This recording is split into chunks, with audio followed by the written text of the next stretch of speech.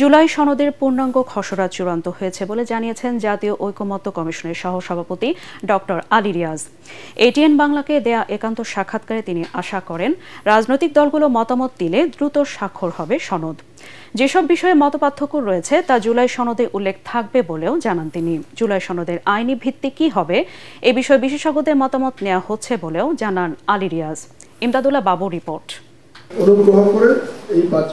বিভিন্ন মৌলিক বিষয়ে রাজনৈতিক দলগুলোর মধ্যে গঠিত ঐক্যের সন্নিবেশে চূড়ান্ত করা হয়েছে ঐতিহাসিক জুলাই সনদের পূর্ণাঙ্গ খসড়া। সোমবার যা পৌঁছাবে রাজনৈতিক দলগুলোর হাতে।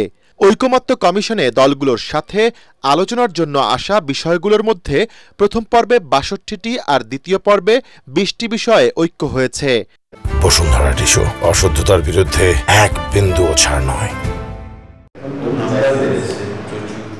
কমিশনের সহসভাপতি ডক্টর আলী রিয়াজ জানিয়েছেন, রাজনৈতিক দলগুলোর চূড়ান্ত মতামত পাওয়ার পরই ছাপা হবে মূল সনদ। আমরা তো ২০টি বিষয়ের সিদ্ধান্তের জায়গায় আসলাম, এর মধ্যে 10টি বিষয়ে কোনো নোট অফ ডিসেন্ট থাকলো। যে সমস্ত বিষয়ে ঐকমত্য হয়েছে সেগুলো অন্তর্ভুক্ত করে আমরা একটা খসড়া দিতে পারবো। এটাকে আমরা পূর্ণাঙ্গ খসড়া বলছি। আশা করছি রাজনৈতিক দলগুলো খুব দ্রুত এই বিষয়ে মন্তব্য করলে আমরা সনদের যে একটা চূড়ান্ত ভাষ্য সেটা তৈরি করব। সেটাও রাজনৈতিক দলগুলোকে শেষ পর্যন্ত তো দেখাতে হবেই। জুলাই সনদের আইনি ভিত্তি প্রসঙ্গেও কথা বলেন তিনি। বিশেষ কোনোভাবে বাস্তবায়নের বা আইনি ভিত্তি দেওয়ার কিংবা বাধ্যবাধকতা তৈরি করার জন্য কমিশন চাপ দেবে না। কমিশন বিকল্পগুলো যারা বিশেষজ্ঞদের মতামত থেকেই বলবো, রাজনৈতিক দলগুলোকেই সিদ্ধান্ত নিতে হবে যে তারা কিভাবে বাস্তবায়ন করতে চান। পাশাপাশি সেটা হচ্ছে সরকারের একটা ভূমিকা তো অবশ্যই আছে। ফলে বিশেষজ্ঞদের মতামতগুলো পাওয়ার পরে আমরা সরকারের সাথে যোগাযোগ করব, অবহিত করব, জানাবো যে এই হচ্ছে বিশেষজ্ঞদের মতামত। সেক্ষেত্রে সরকারের অবস্থানটা সরকার আমাদের বলবেন যে তারা কিভাবে ভাবছেন।